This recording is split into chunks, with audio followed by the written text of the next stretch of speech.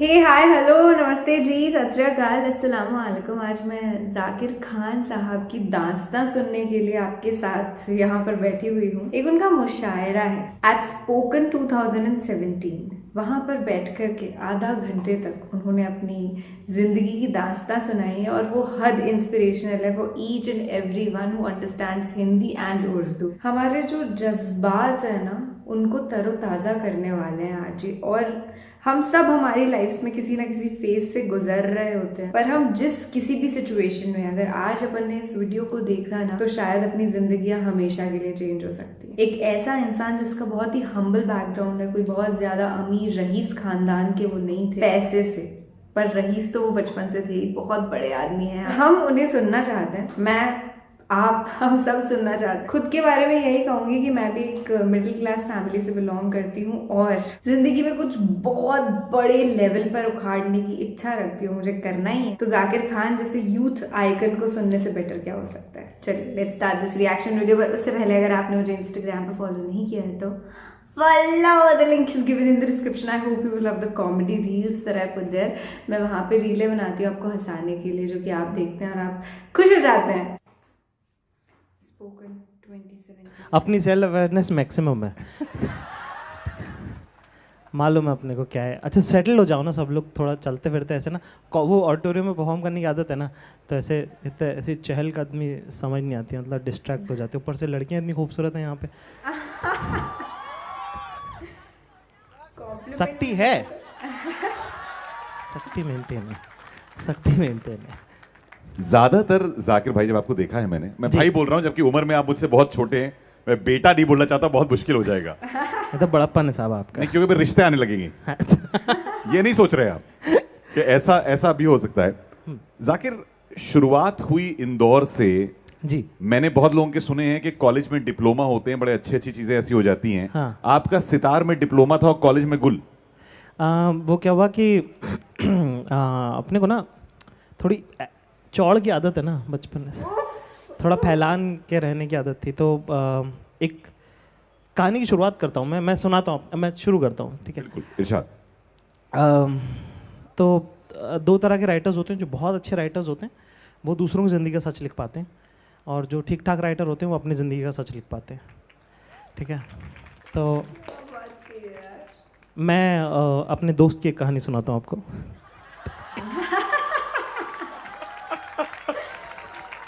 अच्छा, मैं आप लोग बता दूं कि मेरा रोल इस पूरे शो में एक प्रॉप हूं। मैं यहाँ साथ में बैठा हूँ, ना मैं वो दोस्त हूँ ना कोई दोस्त का जानने वाला हूँ।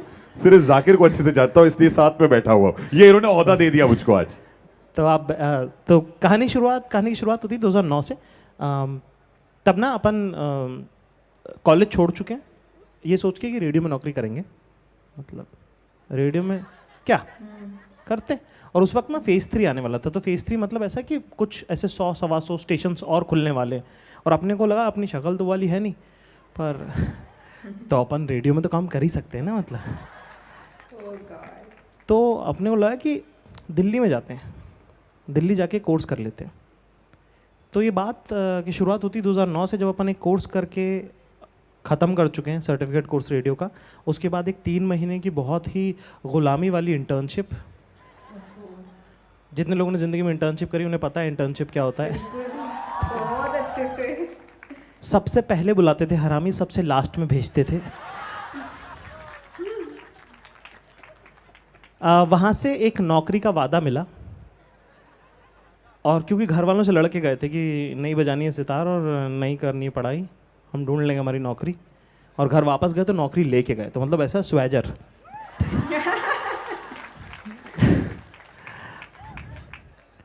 फिर एक दिन फ़ोन किया, फ़ोन नहीं उठाया उन्होंने कहा कि महीने भर बाद लेटर आ रहा है। ऐसे करते करते 9 महीने हो गए और लेटर नहीं आया। और 9 महीने बाद जब ये नौकरी का झूठा वादा पैदा हुआ तो मरावा निकला। तो एक दिन ना ऐसे ही मन में ख्याल आया कि यार बेरोजगार रहना है ना, तो कम से कम बड़े शहर का तो रहें। अगर गली के कुत्ते ही हैं तो फिर हाईवे पे चले जाते हैं ना। क्या बात है, गली के कुत्ते तो हाईवे चले जाते हैं। वाह। हाँ, फिर और क्या, अपना वो ये नहीं बदल सकते तो वो बदल लेते हैं हम। मतलब और वो भी उसमें उम्मीद है कि बड़े शहर में बेरोजगार रहेंगे तो शायद किसी छोटे शहर में नौकरी लग जाए। ऐसे मैथ दिमाग पूरा लगाया। तो 2 बजे सोचा, 4:20 की ट्रेन थी, इंटरसिटी इंदौर टू दिल्ली निज़ामुद्दीन। पापा बोला, पापा आए घर पे स्कूल से, टीचर हैं पापा अपने, तो 2:30 बजे आए थे, मस्त नौकरी ज़िंदगी में, टीचर बनो, गर्मी की छुट्टियाँ, सारी हॉलीडेज़, कोई मीडिया वाला प्रेशर नहीं और बच्चों को जी भर के डांटो। 2:30 बजे पापा आए तो मैंने बोला दिल्ली जा रहा हूँ। पापा कहे ऐसे थोड़ी होता है, कि बात मत कर मुझसे। तो पैसे नहीं है, कुछ नहीं है, अपना बैग में कपड़े वपड़े डाले और अपन निकल गए। जनवरी की बात है। बॉम्बे के कितने लोग हैं यहाँ पे? तो कम ही है, कम है मुंबई के लोग। हाँ, नहीं कोई बात। तो बॉम्बे के जो लोग हैं उनसे मैंने इसलिए पूछ लिया कि बॉम्बे में कौन कौन है यहाँ से, क्योंकि क्या होता है कि बॉम्बे के बाहर एक कॉन्सेप्ट है, फिनोमिना है जिसका नाम है मौसम।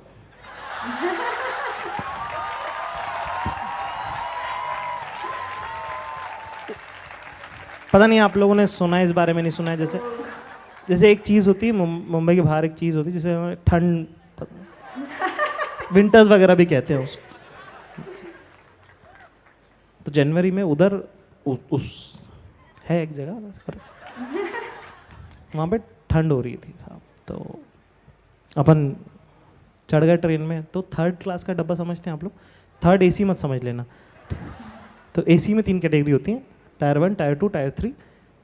फिर आता है 2nd क्लास, जो कि होता है रिजर्वेशन का डब्बा, जिसके अंदर अंकल लोग पॉलिटिक्स की बातें करते हैं, और अगर कॉलेज के लोग फंस गए हैं तो वो अंताक्षरी खेलेंगे और तुम्हारी जान ले लेंगे। उसके बाद आता है 3rd क्लास का डब्बा।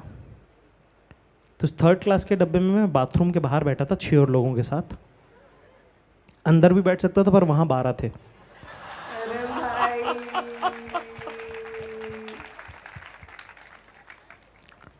तो मेरे पास एक शॉल थी और मैं अखबार बिछा के बैठा था। अखबार गर्म होता, ज़िंदगी में सीख लो,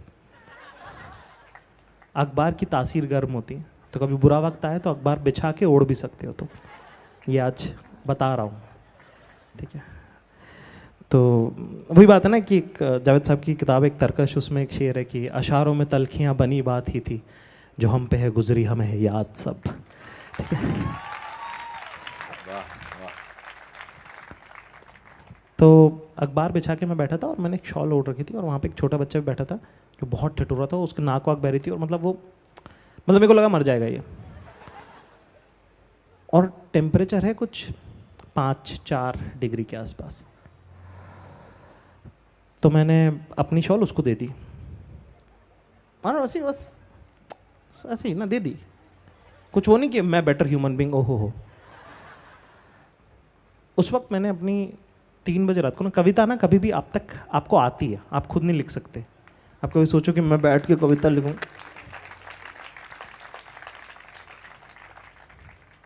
और मेरे पास थे 1500 रुपये सिर्फ, और एक शहर में जा रहा हूँ जो मुझे पहले भी निकाल चुका है, ठीक है? वापस दिल्ली जा रहा हूँ। 1500 रुपये भी वो 1500 रुपये हैं जो मेरी मम्मी ने निकलते वक्त दोनों आंखों में आंसुओं के साथ मेरी मुट्ठी में दबा दिए थे। है ना, माओ की ये सबसे खास बात होती है ना कि तुम चाहे कितने मशहूर हो जाओ, कितना ही नाम हो जाए, वो आज भी पैसे दबा देती मेरी मुट्ठी में। मैं कहा ज़रूरत नहीं है मम्मी। तो 1500 रुपये वो, और कुछ मतलब नौकरी नहीं है, कॉलेज छोड़ चुके हैं तो दोबारा पढ़ने नहीं जा सकते, सितार नहीं बजाते हैं आप। तो उस वक्त 3 बजे अचानक से मैंने अपना बैग खोला और एक कॉपी निकाली और पेन निकाला और एक कविता लिखी, शायद लोगों ने सुनी हो। मतलब वो जो स्टेट ऑफ माइंड है ना कि यहाँ से नीचे हार नहीं सकता अब मैं, इसके ऊपर तो जीतना है ना। अब कोई मेरा क्या, इसके आगे क्या बिगाड़ लेगा कोई? तो उस वक्त लिखा था कि कहा है कि मैं शून्य पे सवार हूं।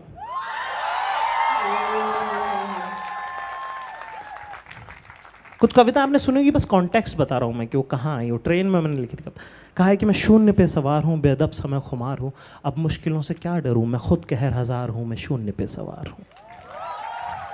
क्या बात है यार। कि ऊंच नीच से परे मजाल आँख में भरे, मैं लड़ पड़ा हूँ रात से मशाल हाथ में लिए। कि ऊंच नीच से परे मजाल आँख में भरे, मैं लड़ पड़ा हूँ रात से मशाल हाथ में लिए। न सूर्य मेरे साथ है तो क्या नहीं ये बात है, वो शाम को ही ढल गया, वो रात से था डर गया, मैं तो जुगनुओं का यार हूँ, मैं शून्य पे सवार हूँ, मैं शून्य पे सवार। माशाल्लाह, बहुत उम्दा। ये तो पीयूष भाई की एक्सटेंशन लग रही थी मुझे। हाँ, उसका स्टाइल थोड़ा वैसा ही है।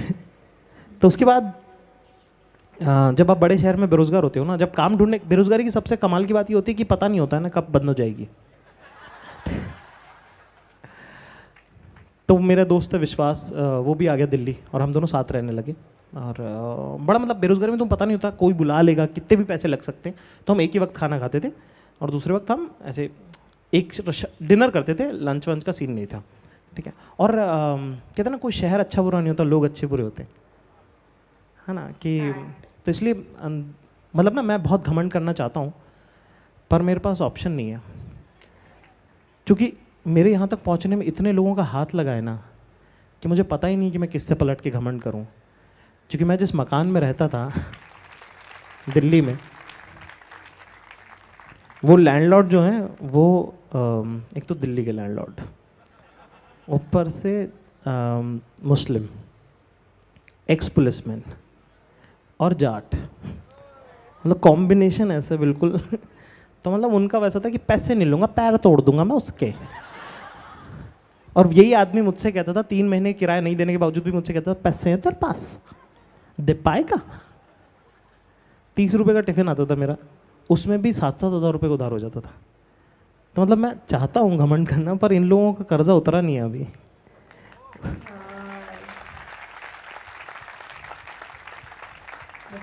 तो 3 लगातार सालों की एक ज़बरदस्त बेरोज़गारी, ठीक है। और उसके अंदर भी वो एक टौर बनी हुई है कि कुछ हो जाएगा यार, कुछ कर लेंगे। घर से निकल गए हो आप और पता नहीं क्या हो जाएगा। ऐसा ना, बचपन में पापा ऐसे मजाक में कह देते थे कि अरे तू बड़ा आदमी है यार, बस एक वो क्या चढ़ गया दिमाग में, अपन सब छोड़ के चल दिए हैं। और क्या है, एक बिलीव ही तो है ना अंदर कि पता नहीं क्या, पर कुछ हो जाएगा, कुछ तो कर लूँगा मैं। तो एक दिन विश्वास बोला, बोले सुन, तेरे को एक दोस्त का नाम लिया जो हमारी क्लासमेट होती थी, जो हम लोगों से बहुत मदद लेती थी। उसकी नौकरी लग गई और उसका एक प्रमोशन भी हो गया। हम अभी बेरोज़गार ही हैं। तो उसने बोला यार, अपन ने जहाँ शुरू किया था ना, अपन वहाँ तक नहीं है आज। मतलब वन ऑफ दोज ना, वो मायूसी के दिन होते हैं ना, वैसा वाला। तो उस वक्त ऐसे ही एक शेर और 2 लाइनें लिखी थी कि अपने आप के भी पीछे खड़ा हूँ मैं, अपने आप के भी पीछे खड़ा हूँ मैं, ज़िंदगी कितना धीरे चला हूँ मैं।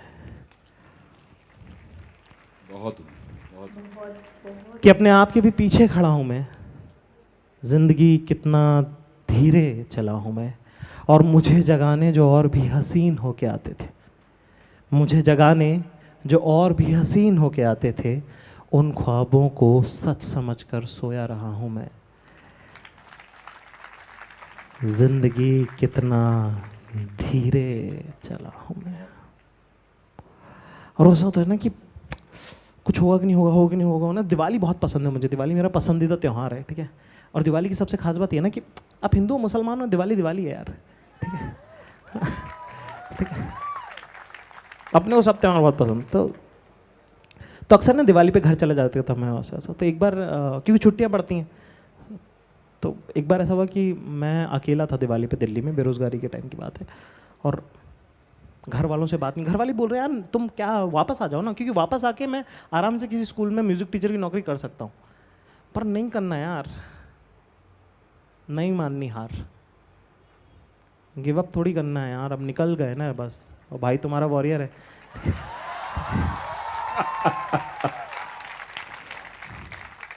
तो ना ऐसे बीच बीच में ऐसा होता कि घर वालों से 8-8 महीने बात होना बंद हो जाती थी। और अपन मैं नहीं कहूँगा छोटे शहर के लोग, बहुत सारे लोग बड़े शहर के लोग भी ऐसे होंगे, है ना। कुछ लोग होते हैं बड़ा इमोशनल, अपन ना थोड़ा इमोशनल आदमी है, तो अपना ना ऐसा अपन रिश्तों में काम कर सकते हैं। रिश्ता कायम हो जाएगा ना तो अपन काम कर सकते हैं, अपन ऐसे प्रोफेशनली काम नहीं कर सकते। इसलिए मेरी ज़िंदगी में जितने मेरे बॉसेज रहे ना, मैंने हमेशा उन्हें भाई कहा है, मैंने कभी सर नहीं कहा किसी को, ठीक है। क्योंकि काम करवा नहीं सकता कोई अपने से। प्यार में कर देंगे, जान ले लो प्यार में, भाई से भाई कह के जान मांग लो, दे देंगे, सर नहीं हो पाएगा। चलो ये अच्छा है कि भाई बोलते हो, तो मुझे मालूम है कि फ्यूचर में कम से कम काम तो हो ही जाएगा। तो एक बार क्या हुआ कि घर से निकला, दिवाली का दिन था, कोई भी नहीं है, विश्वास भी नहीं है, और पूरी बिल्डिंग खाली है, मतलब खाली बिल्डिंग है पूरी। और दिवाली अकेला सा त्यौहार कि अगर आप घर नहीं गए और आप अपने कमरे में बैठे हो तो भी पता चलेगा, क्योंकि बाहर पटाखे फूट रहे हैं। तो ना सिर्फ मेरे को रोना आ गया यार। तो मैंने, और ठंड, ये नवंबर का टाइम में ठंड हो जाती है दिल्ली में, से स्मॉगी हो जाते हैं, तो मैंने हुड डाला और ऐसे करके मैं बस चलना शुरू कर दिया। मैंने से बस चलते चलते चलते चलते मैं कुछ 3 साढ़े साउथ हॉस्कस विलेज में मैं रहता था, और मैं साउथ एक्स तक चलते चलते चला गया, और चलते चलते, और दिमाग में वो सब पता नहीं कि क्यों हो रहा है मेरे साथ, घर क्यों नहीं चल जाता हूँ मैं, क्या यार, क्या कहाँ कहाँ कहाँ कहाँ कहाँ कहाँ कहाँ कहाँ कहाँ, बस एक वहाँ पे साउथ एक्स पहुँचने के बाद बस याद है कि बड़े लोगों के साथ होता है ये सब। बस ये सोचा और मैंने पलटा और मैं स्माइल करके वापस आ गया। तो उस दिन जब मैं रो रहा था बैठ के कमरे में, उस वक्त एक कविता लिखी थी, छोटी सी कविता, ज़्यादा कुछ खास नहीं है, जैसे कविता भी नहीं है यार, मैं कोई ऐसा बहुत राइटर नहीं, ये सब मेरे दोस्त की कहानी है बाय द वे। तो उसकी कविता थी कि बस का इंतज़ार करते हुए, मेट्रो में खड़े खड़े, बस का इंतज़ार करते हुए मेट्रो में खड़े खड़े, रिक्शा में बैठे हुए गहरे शून्य में क्या देखते रहते हो, गुम सा चेहरा लिए क्या सोचते रहते हो, क्या खोया क्या पाया का हिसाब नहीं लगा पाए ना इस बार भी, घर नहीं जा पाए ना इस बार भी। बहुत उम्दा, बहुत उम्दा। फिर ना अचानक से चीज़ें बदली। एक दिन बात हुई कि साहब नौकरी करोगे क्या, और वो हो जाता ना बिल्कुल बेरोजगारी में, आप इतना दिन रहे होते हो, उसका अपना कंफर्ट है, उसका अपना कंफर्ट है यार। क्योंकि आप बेरोजगारी में ना क्लेम कर रहे होते कि साहब हम सबसे औसम है, आपको पता नहीं है हम क्या चीज़ें हैं, एक बार रख के तो देखो। और पहली बार कोई कह रहा आओ दिखाओ क्या हो तुम, ज़रा बताना, तो आपके अंदर ना ज़मीर थोड़ा सा ऐसे होता है कि भाई झूठ तो नहीं कह रहे थे अपन के। तो नौकरी कर ली। अच्छा, नौकरी कितने लोगों को नौकरी जब आप करोगे ना तब आपको रियलाइज़ होगा कि जब आप स्टूडेंट होते हो या जब आप काम नहीं कर रहे होते हो ना, तब आप बड़े चैलेंजर होते हो कि ये सब गलत कर रहे हैं, देखना जिस दिन हमको काम मिलेगा ना सत्ता बदल देंगे हम। और ना आप क्रिटिसाइज बहुत करते हो लोगों के काम को जब आप खुद काम नहीं कर रहे होते हो। तो इसीलिए मुझे जितने भी लोग क्रिटिक्स हैं ना, जो लोग दूसरों के काम की बुराइयां करते हैं या उन्हें छानबीन करते हैं, मुझे लगता है ये लोग बेरोजगार हैं। क्यों, जब सिस्टम में जाते हो तब आपको रियलाइज़ होता है उस मीडियोक्रिटी का रीज़न, कि वो काम उतना मीडियोकर क्यों है। तो अगर आपको रीज़न पता है तो फिर आप ब्लेम नहीं कर सकते ना उसको, आप कभी भी नहीं बोल सकते ये आदमी मीडियोकर है, हो ही नहीं सकता वो आदमी मीडियोकर। तो क्योंकि सिस्टम को ऑसमनेस नहीं चाहिए होती, तो 3 दिन लगा के महान काम मत दे, तू 6 बजे स्क्रिप्ट दे, समझा। तो वो अंडरस्टैंडिंग वो बहुत नई लर्निंग होती, क्योंकि वो कोई भी नहीं बोलता। ये सच है जो सिस्टम के बारे में कोई नहीं बताता कि मीडियोक्रिटी रिक्वायरमेंट है, क्योंकि डेडलाइंस हैं, देना है। बहुत ही ज़्यादा डीप बात उन्होंने कही है। पर घर से तो आप आग लेके निकले थे, घर से तो आप क्रांति लाने के लिए ही तो निकले थे, या नौकरी करने के लिए थोड़े निकले थे यार आप।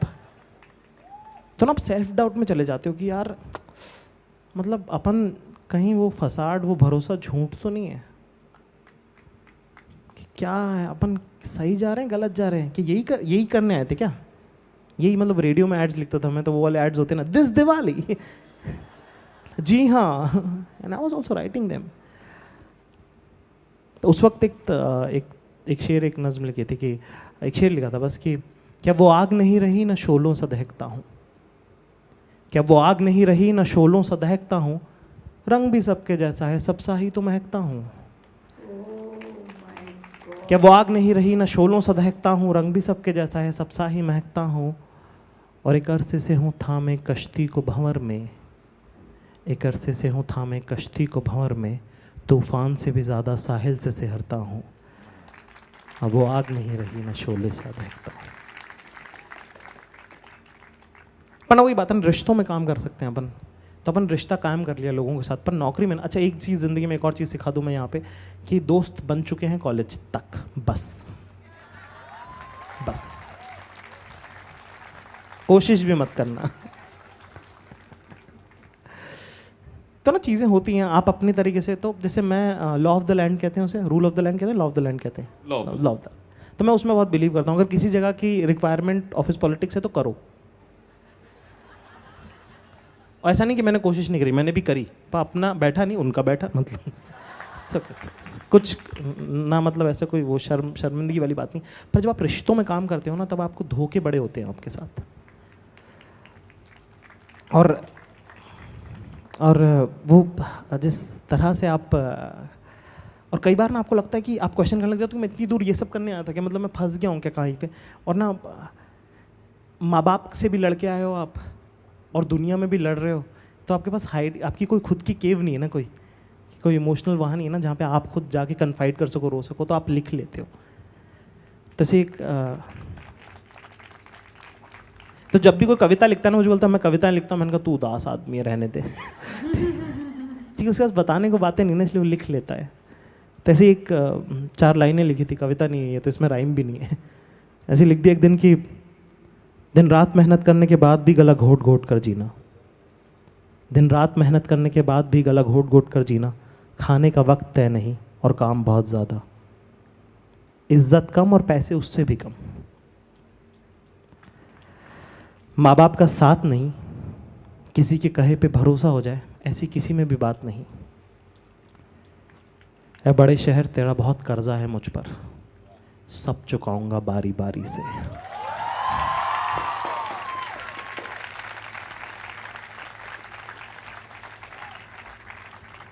और ना आप लोगों से लड़ तो लेते हो, अपन चटके हुए लोग, अपन तो ऐसे, अपन वॉरियर है ना, तो ऐसे डाउन ट्रॉटन होते नहीं ना कभी, तो इससे लोगों से आप फंस रहे हो, आपके पास कोई जगह नहीं बताने की, तो आप ना ऐसे लिख देते हो कुछ भी। तो ऐसे मैंने बड़ा ऐसे जंगजू, आप मेरे जाएंगे तो मैं 2013-14 जब मैं नौकरी करता था, उस वक्त के आप अगर मैं स्टेटस पढ़ूंगा ना, तो बड़ा ऐसे आग स्टेटस है वो, ऐसे कुछ भी लिख रखा था, और कुछ पता नहीं ना, कंफर्म नहीं है। जैसे अभी तो लग रहा है कि हाँ भाई हुआ होगा तुम्हारे साथ ऐसा, तुम्हें मालूम। तो अब तो दूर दूर तक वीराना था भाई, पता ही नहीं कि ज़िंदगी में कुछ हो भी पाएगा या नहीं हो पाएगा। तो ऐसे से स्टेटस लिखें कि मेरा वक्त क़यामत की तरह है, याद रखना आएगा ज़रूर। और फंसा, झूठी धमकी, खाली धमकी। हाँ। और एक बार ऐसे लिख दिया कि एक बार लिखा था कि मेरी ज़मीन तुमसे गहरी है, याद रखना आसमान भी तुमसे ऊंचा होगा। मेरी ज़मीन तुमसे गहरी है, याद रखना आसमान भी तुमसे ऊंचा होगा। बहुत फिर नौकरी छोड़ दी, नौकरी छोड़ने के बाद कुछ पर्सनल लाइफ में भी हुआ, और वो ना मतलब दिल्ली शहर में घूमना इम्पॉसिबल हो गया था, क्योंकि यार वो रेस्टोरेंट तो वहीं रह जाते हैं ना। और वो वेटर तो दोबारा पूछता है टेबल फॉर 2।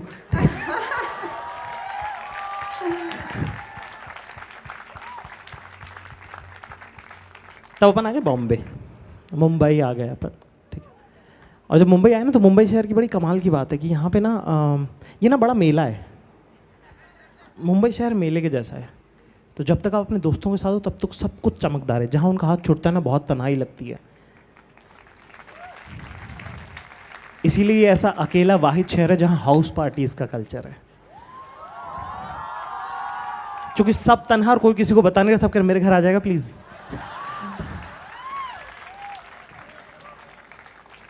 तब नए नए जब आए थे, तब उस वक्त एक बात कही थी कि कितना तन्हा है नया शहर, तुम्हारी यादें तक नहीं है यहाँ। उसके बाद ना कुछ हुआ, AIB में काम मिल गया, और मैं ऑनर विद AIB में राइटर होता था, और बड़ा मतलब वो उनको ना हिंदी राइटर चाहिए था, और क्योंकि वो कॉमेडी कंपनी, तो उन्होंने सोचा कि हम स्टैंड अप उसी को लेंगे जो स्टैंड अप करता हो हिंदी में। और मेरा 7 साल का प्रॉब्लम यही था कि मैं इंग्लिश सर्किट में हिंदी करता था। मैंने कहा ये नौकरी तो बनी ही मेरे लिए, प्लीज़ मुझे बुला लो। फिर एक दिन AIB दिवस हुआ, वो वीडियो बहुत वायरल हो गया, और उसके बाद ना सब लोग का ना, वो तो पुराने दोस्त जितने रहते हैं ना, वो सब ऐसे हो जाते हैं भाई प्लीज़ बदलना मत, सेम रहना ना, सेम रहना। अब मैं कैसे बताऊं कि यार बहुत पीछे से आ रहा हूँ। तो एक बार ऐसे ही ट्विटर पे लिखा था कि कहाँ से आ रहे हो, मैंने कहा बहुत दूर से, क्या जगह का नाम क्या, मैंने कहा मेहनत। सच में यार, I feel him. तो मैंने उस सब के जवाब में कि मैं बदलूंगा कि नहीं बदलूंगा, मैंने एक छोटी सी 4 लाइनें लिखी हूँ, सुना देता हूँ आपको। कहा कि भूख देखी है तिरस्कार करती आंखें, कदमों से चल चल कर रास्तों को नाम बदलते देखा है, अपने टूटे हुए स्वाभिमान के साथ खुद को काम बदलते देखा है। देखी है ना उम्मीदी अपमान देखा है, ना चाहते हुए भी माँ बाप का झुकता आत्मसम्मान देखा है, सपनों को टूटते देखा है, अपनों को छूटते देखा है, हालात की बंजर ज़मीन फाड़ कर निकला हूँ, हालात की बंजर ज़मीन फाड़ कर निकला हूँ, बेफिक्र रहिए मैं शोहरत की धूप में नहीं जलूँगा।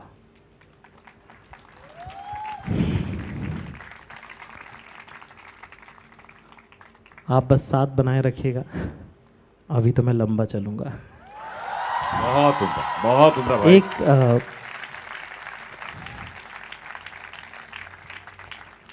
आखिरी कविता सुना देता हूँ। मैं अपने को ना मौत से बहुत फैसिनेशन है भाई, ठीक है, मतलब ऐसे बहुत ही मज़ा आता है अपने को डेथ के बारे में बात करने में।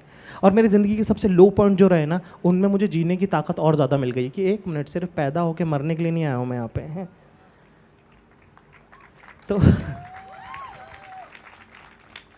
तो 2009 जब 2009-10 में एक शेर लिखा था एक बार कि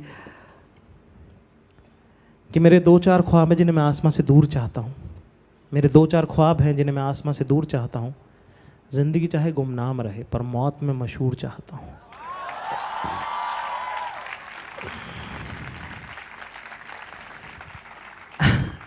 प्लेन में जब बादलों में जब प्लेन गड़गड़ाता है तो अब 1-2 बार अपने को ना बिजनेस में बैठने का मौका मिला मतलब ऐसे, ठीक है, बड़ी प्रिटेंशियस जगह। मतलब मुझे इतना दिल टूट गया मेरा देखकर कि जब बादल गड़गड़ाए तो जैसे इकोनॉमी में ना लोग थोड़े हिल जाते हैं कि क्या हुआ, बिजनेस में वो भी नहीं होता है वैसे, मतलब ऐसे मरे वैसे पड़े रहते हैं। मैंने कहा हार्ट अटैक तो मतलब कितनी अफसोस की बात है कि आप इतनी आगे पहुंच गए कि आप अपने डर तक नहीं बता सकते लोगों को।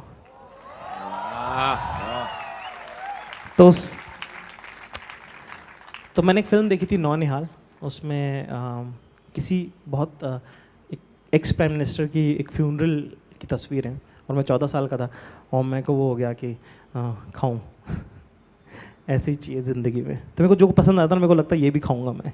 जैसे मैंने न्यूक्लिया का राजा बाजा का वो देखा था लॉन्च, NSCI डोम कहते हैं उसको, हाँ, तो मेरे को हो गया स्टेडियम खाना है। साल भर बाद जब मुझे मौका मिला अमेज़न प्राइम का स्पेशल करने का, तो उन्होंने कहा करोगे यहाँ रंग मंदिर में या यहाँ करोगे? मैं कहा नहीं, ताल कटोरा स्टेडियम खाऊंगा। तो बड़ा ऐसे वो वाली बात है ना कि मेरे को ना वैसे मेरा मन है, तो जब भी प्लेन गड़गड़ करता है ना तो मुझे ऐसा लगता है कि पहले लगता था कि यार मर गया तो किसी को नहीं पता चलेगा कि मैं क्या करना चाहता था ज़िंदगी में, पर अब मुझे लगता है कि इनफ अनरिलीज्ड फुटेज है कि कोई डॉक्यूमेंट्री तो बना ही देगा। फिर मेरा सर्वाइवल टेक ओवर करता है कि भाई डॉक्यूमेंट्री सुपर हिट भी हो जाएगी, तुम्हें पता चलेगा क्या? नहीं ना, बायोग्राफी फ्लॉप भी होगी तो तुम्हारी आंखों के सामने होगी। जीते रहो, जिंदा रहो भाई। तो मैंने एक नज़्म लिखी है जिसके साथ लास्ट कुछ कहा है कि जो मेरे अपने लोग हैं ना, तो मैं जब भी किसी से बहुत नाराज़ हो जाता हूँ ना, तो मैं बस उनसे पलट के ये कहता हूँ कि और 1-2 बार से ज़्यादा मैंने कहा नहीं होगा ये। जब मैं किसी से बहुत नाराज़ हुआ तो मैंने बस उनको ये कहा था कि सुनो, मरने पे भी मत आ जाना मेरे। तो हाँ, तो ये नज़्म है। कहा है कि मेरा सब बुरा भी कहना पर अच्छा भी सब बताना, मेरा सब बुरा भी कहना पर अच्छा भी सब बताना, मैं जब जाऊं इस दुनिया से तो मेरी दास्तां सुनाना। ये भी बताना कि कैसे समंदर जीतने से पहले मैं हजारों बार छोटी छोटी नदियों से हारा था। ये भी बताना कि समंदर जीतने से पहले मैं न जाने कितनी छोटी छोटी नदियों से हजारों बार हारा था। वो घर वो ज़मीन दिखाना, कोई मगरूर जो कहे तो शुरुआत मेरी बताना। बताना सफ़र की दुश्वारियाँ मेरी, ताकि कोई जो मेरे जैसी ज़मीन से आए उसके लिए नदी की हार हमेशा छोटी ही रहे और समंदर जीतने ख्वाब उसकी आंख से कभी जाए ना। पर उनसे मेरी गलतियाँ भी मत छुपाना। कोई पूछे तो बता देना कि किस दर्जे का नाकारा था, कह देना कि झूठा था मैं, बताना कैसे ज़रूरत पर काम ना आ सका, वादे किए पर निभा ना सका, इंतकाम सारे पूरे किए पर इश्क अधूरे रहने दिए। बता देना सबको कि मैं मतलब ही बड़ा था, हर बड़े मकाम पे तन्हा ही खड़ा था। मेरा सब बुरा भी कहना, अच्छा भी सब बताना, मैं जब जाऊं इस दुनिया से तो मेरी दास्तां सुनाना। बहुत उम्दा भाई, बहुत बहुत उम्दा। जाकिर, मैं आपने इतना कुछ कह दिया है कि मैं ज़्यादा कुछ नहीं कहना चाहता हूँ, सिर्फ ये कहना चाहता हूँ, बिजनेस हो या इकोनॉमी, आदमी में पहले क्लास चाहिए होती है और वो तुम में है। Please give your hands up for Zakir. This was the most intimate session I have ever had the pleasure of hosting with someone as wonderful. बहुत. Thank you, Zakir. Thank you so much. Thank you Zakir Khan, आपको बहुत बहुत धन्यवाद है मेरी तरफ। यार यही है कि एक इंसानी जो जीवन होता है ना, उसके अंदर किस्से कहानियां भरी हुई होती, और जो लेजेंड उन किस्सों कहानियों को हम तक पहुंचा सके, पूरी आवाम तक पहुंचा सके। अभी मैंने आधे घंटे तक सिर्फ जाकिर खान को जिया है, मैं खुद एग्जिस्ट नहीं कर रही थी, मैं बस उनकी जो पूरी स्टोरी, एक उनकी खुद की मूवी, उसको मैं देख रही थी, उसको महसूस कर पा रही थी। इतना उनके अंदर जज्बा है कि वो हम सबको महसूस करवा पाते हैं। He is the best story teller in the world. इतने ज्यादा हम्बल बैकग्राउंड से ये बिलोंग करते हैं एंड मेहनत देख रहे हो, 7 साल तक वो बंदा रोज उस ख्वाब को मुकम्मल करने में लगा हुआ है। तो यार जाहिर सी बात है कि दौलत, शोहरत, सक्सेस उन्हें मिलती क्यों नहीं, मिलनी ही थी। डिजर्व करते हैं, वो इससे भी ज्यादा डिजर्व करते हैं। देखना उनका पूरा दौर उनका ही है। खैर, इनको देख करके कितनी इंस्पिरेशन मिली है ना हम सभी को, जो अपनी लाइफ में ऐसे ऐसे फेजेस के अंदर होंगे। कोई बेरोजगार भी होगा तो कोई अपनी नौकरी से खुश नहीं होगा, तो कोई अपने काम से खुश नहीं होगा, पर फिर भी हम रोज वो कर रहे हैं, एक आग लेकर के सीने में चल रहे हैं, क्योंकि जिंदा है हम और जिंदा रहो। That is it for today. मैं ज्यादा कुछ मैं बोलने की हालत में नहीं हूँ यार। It just left me speechless today. आपका बहुत बहुत शुक्रिया इस वीडियो को, इस मुशायरे को देखने के लिए। इस किलाया रिएक्ट्स उर्फ निधि शर्मा साइनिंग ऑफ। इंस्टा पर मिलते हैं, वहां पर मैं कॉमेडी वीडियोस बनाती हूँ, प्लीज देख लो जाकर। ख्वाब मेरा भी यही है कि मैं हंसा सकूं आप सभी को, और किसी दिन आपसे मिल सकूं, गले लगा सकूं। उन सभी लोगों को धन्यवाद कह सकूं जो मुझे फॉलो करते हैं, जो मुझे सब्सक्राइब करते हैं, जो मेरी जिंदगी का हिस्सा है। चलिए, टेक केयर, बाय बाय, अल्लाह हाफिज, खुदा हाफिज, शब्बा खैर, शुभ रात्रि।